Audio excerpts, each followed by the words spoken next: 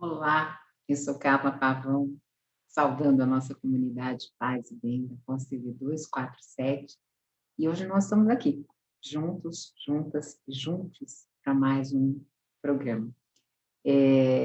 Hoje eu queria continuar conversando com vocês sobre este livro aqui do Domênico de Masi, O Futuro Já Chegou, especificamente no capítulo sobre o catolicismo, porque eu sei que a comunidade tem, grande parte da comunidade católica, cristã, e o tema que eu escolhi é o Rerum Novarum, caridade, paciência e harmonia. Na medida em que vocês discordarem ou tiverem outras propostas para esse olhar sociológico do Domênico de Masi, deixem aí nos comentários de vocês. Não é o universo, o multiverso que eu pertenço, então eu tenho falado de todos esses anos, eu tenho falado do catolicismo, do cristianismo, tenho trazido as informações até para eu aprender com vocês e aprender aqui, lendo com vocês também os materiais. Então, ele vai dizer o seguinte, que o catolicismo crê em um Deus uno, trino e transcendente, e que ele atribui sua primazia do bispo de Roma e confia sua infalibilidade à interpretação das escrituras e dos sinais do tempo. Então, ele vai dizer, nós podemos reconstruir o modelo de uma vida que essa religião propõe aos seus fiéis e a todos os outros homens de boa vontade, relendo as encíclicas papais, que são difundidas amplamente através de paróquias, mídias, etc. Recentemente não, desde o começo do canal, as novas encíclicas do Papa Francisco, Mauro Lopes tem trazido, algumas o Eduardo Brasileiro também trouxe, teve um programa especial que o Mauro fez com o Faustino Teixeira sobre uma das encíclicas, eu não sei decorar todos os nomes, me desculpem, mas cheguei a assistir, então se você não viu, se você perdeu, volta lá na playlist, dá uma olhadinha e assista agora. Então, vamos lá. Ele vai dizer assim, destas, ele escolheu 5, e todas são centradas na questão social, né, que cobre um arco de 100 anos. E aí ele vai começar pela Rerum Novarum, que quer dizer sobre a condição dos operários, e ela foi publicada por Leão XIII, em 1891, que era um período que a Europa se industrializava e crescia, né, o conflito entre a burguesia e o proletariado, entre o liberalismo, o socialismo, o marxismo, enfim. E ela permanece como uma das mais importantes encíclicas sociais, porque ela vai exercer uma influência determinante sobre o mundo católico nessa fase histórica, né, e que esse mundo sofria, né, da superação econômica por parte do mundo protestante. E 40 anos depois, vai ter o 40º ano de Pio XI, que definia a Magna Carta da Ordem Social. Então, 70 anos depois, tem outra encíclica, que é a Mater Magistra, de João 23, que era definida como a encíclica, a imortal encíclica. 76 anos depois, a Populorum Progressio, de Paulo VI, que era descrita como, quase que eu falei uma bobagem, era descrita como uma grande encíclica, e 100 anos depois, João Paulo II celebrava como imortal documento, dedicando isso à encíclica Centésimos Anos. Talvez Mauro Lopes possa falar mais sobre essas encíclicas, então fica aí, todo o programa que eu falo do Domênico de Masi, eu faço um desafio para o Mauro. Então, vamos lá. O que ele vai falar? Ele vai falar do contexto político, olhando as excomunhões e os confiscos. Nós, no Mulheres e Mitos, falamos, né, a Fernanda trouxe, o material de como as mulheres eram acusadas de bruxaria, como elas eram julgadas. Então, quem perdeu, volta lá na playlist. Aqui ele vai falar das excomunhões. Então, ele vai dizer que a Rerum Novatum, ela vai trazer um clima de forte atrito entre o Estado e a Igreja. E, sinteticamente, ele vai dizer o seguinte, em 1850, né, o reino Sabaldo, né, conduzia à unificação da Itália sob a coroa da Casa de Savoia, e ele aprovou as leis propostas pelo ministro Sicardi, com as quais seriam abolidos 3 privilégios sofridos pelo clero, que eram o tribunal eclesiástico, que isentava da justiça civil, o direito de asilo eclesiástico, que isentava os homens da igreja, o direito de asilo eclesiástico era o que isentava da justiça civil. E depois tinha uma questão aí de impunidade jurídica, né, que era a mano morta. E essa mano morta era a questão das posses eclesiásticas, que elas eram inalienáveis. Então, 2 anos depois do reino de Sabaldo, ele introduziu o matrimônio civil. Então, essas leis elas eram frutos de um estímulo que o iluminismo primeiro e o liberalismo depois haviam dado em toda a Europa, que era a secularização e a laicização. Difícil falar isso. Então, com o movimento, com guerra, com tudo que estava acontecendo, em 1867, o Parlamento do Reino Unido da Itália promulga por lei o confisco de conventos e monastérios. E aí, em 1868, o Pio IX, ele convoca um concílio ecumênico que vai sancionar a infalibilidade do Papa em matéria de fé e moral. E neste mesmo ano, ele vai trazer um decreto pontífice, que é o non expedite, e ele vai declarar como inaceitável para os católicos italianos participar das eleições políticas do Estado italiano e, por extensão, da vida política italiana. Isso vai ser revogado em 1919. Então, em 20 de setembro de 1870, quando Roma é ocupada pelos soldados do Reino da Itália, o Pio IX ele se considera prisioneiro do Vaticano.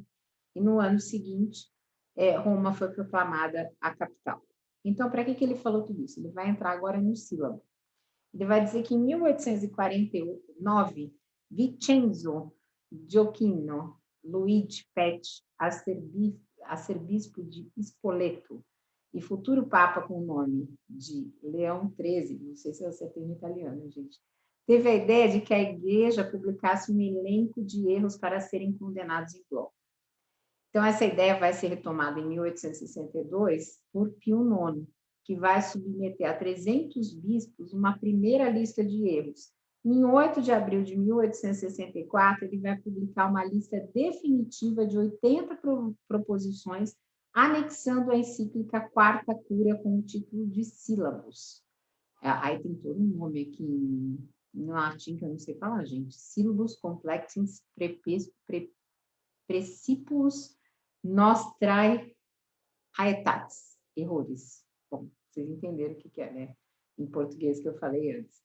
E esses erros, né? Esse elenco dos principais erros dos nossos tempos são simplesmente chamados de sílabo.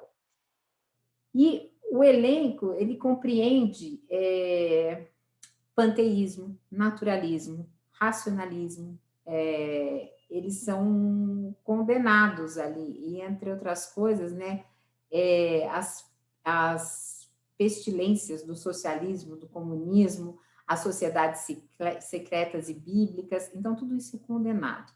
E a ideia de que todas as religiões são iguais entre si, pode-se escolher a religião que mais convença racionalmente.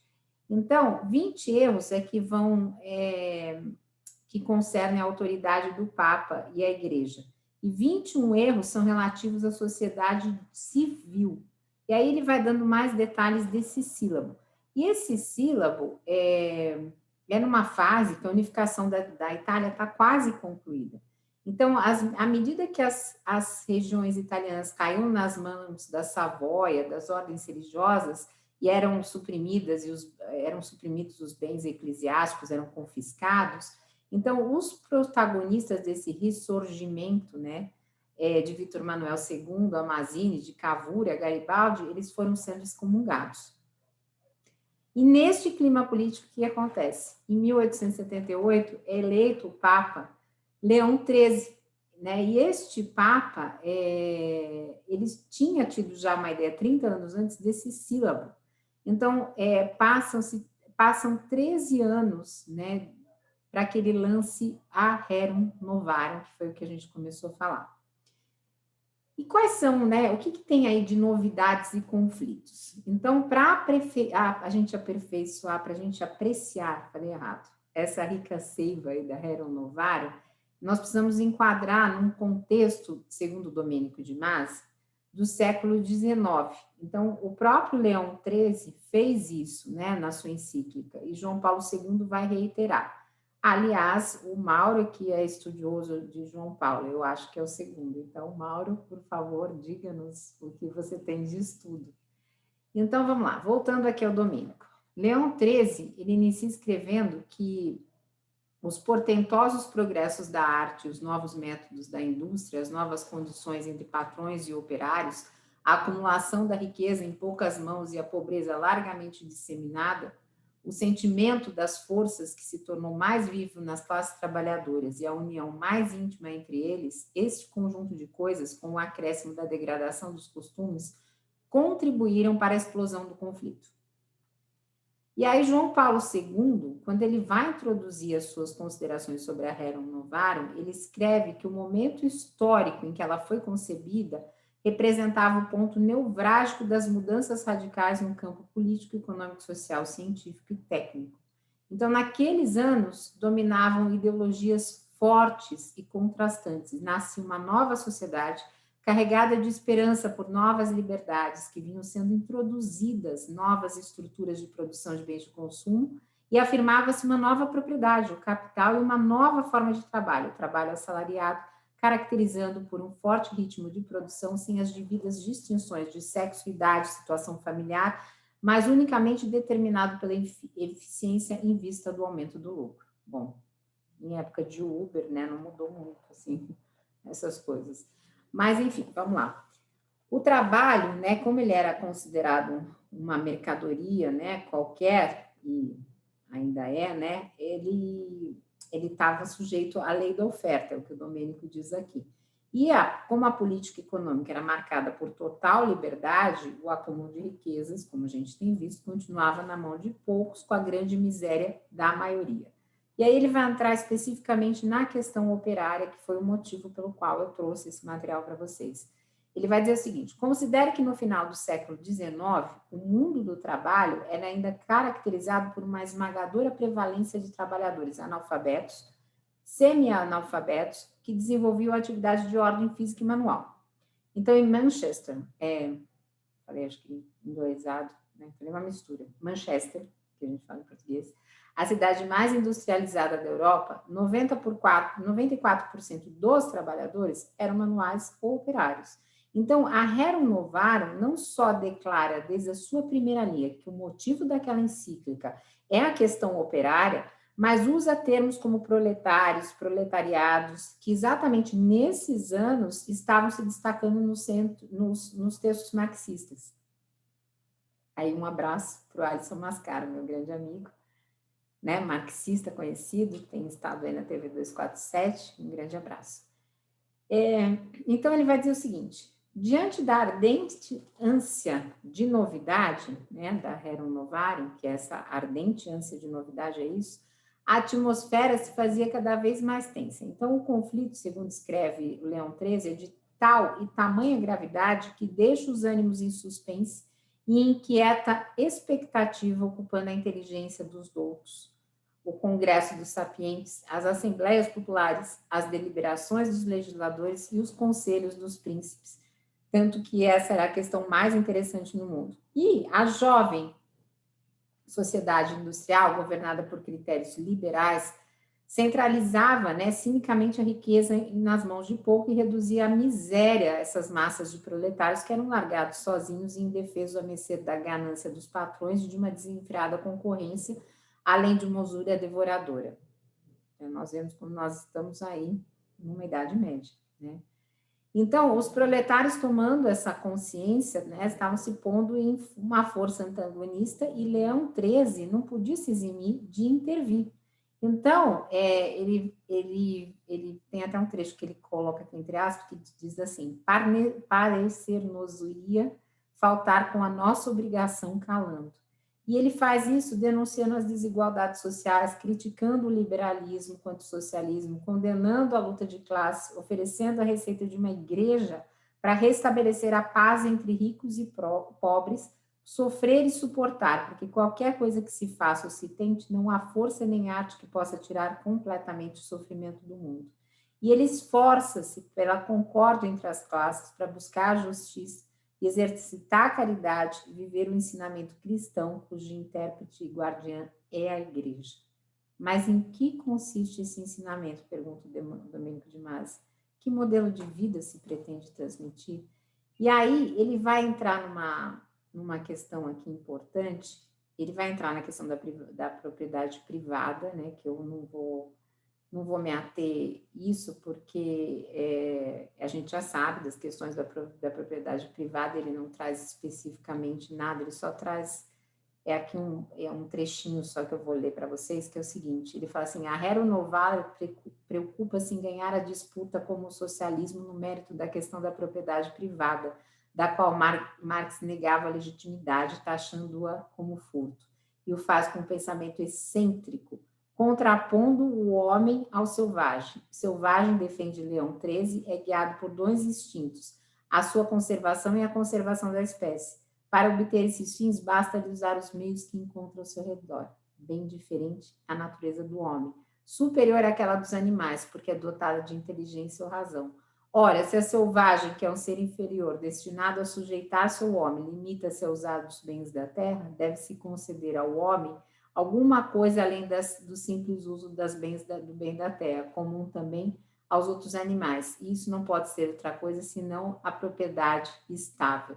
Não propriedade apenas aquelas coisas que se consomem pelo seu uso, mas também aquelas que o usam não consomem.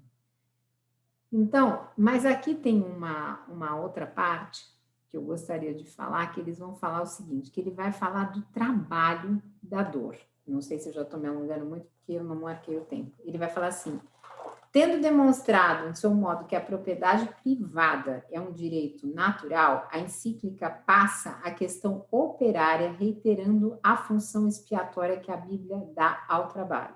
Então, vamos lá.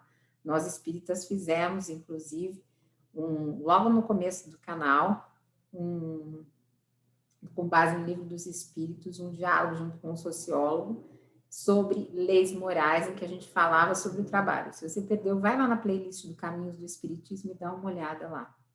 Então, vamos lá. Ele vai, aqui o que ele diz? Tá? Qual foi o trecho destacado da Bíblia? Foi o seguinte, pelo que diz respeito ao trabalho em particular, o homem, mesmo no estado de inocência, não era destinado a viver na ociosidade, mas ao que a vontade teria abraçado livremente como exercício agradável. A necessidade, ele acrescentou, depois do pecado, o sentimento da dor e o impôs como uma expiação.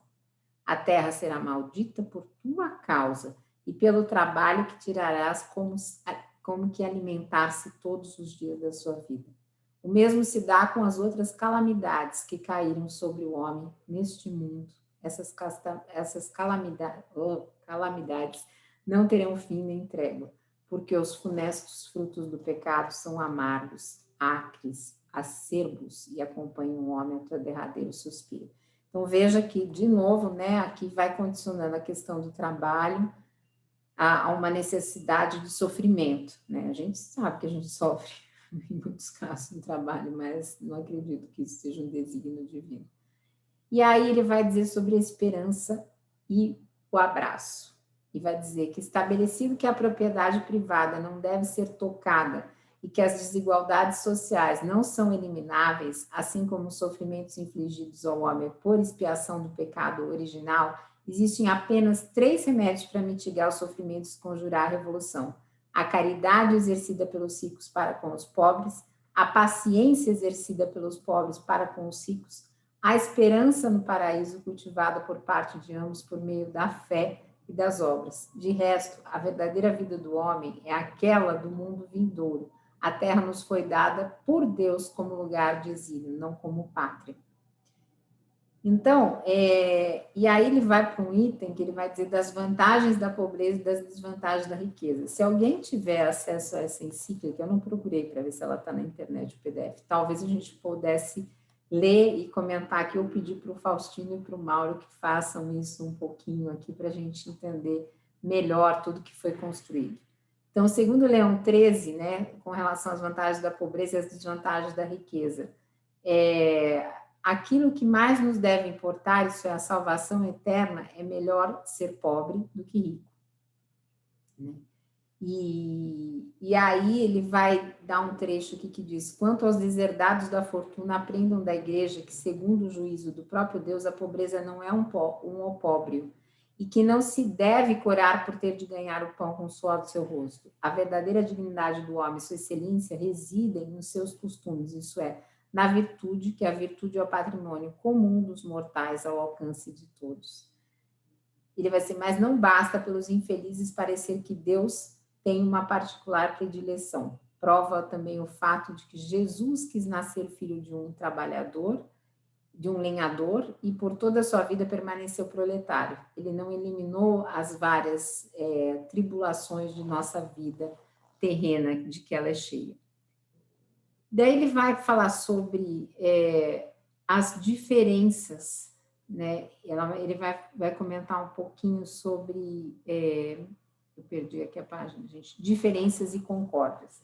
Então, basta ler as pesquisas e relatórios nos ensaios do final do século XIX, os romances de Dickens e Zola, para perceber que as distâncias entre os ricos e pobres não deviam ser menores do que as atuais. Mas Leão XIII extrai delas um fator de complementariedade e de discórdia, mais do que uma causa justificável de rebelião, contraposição e conflito.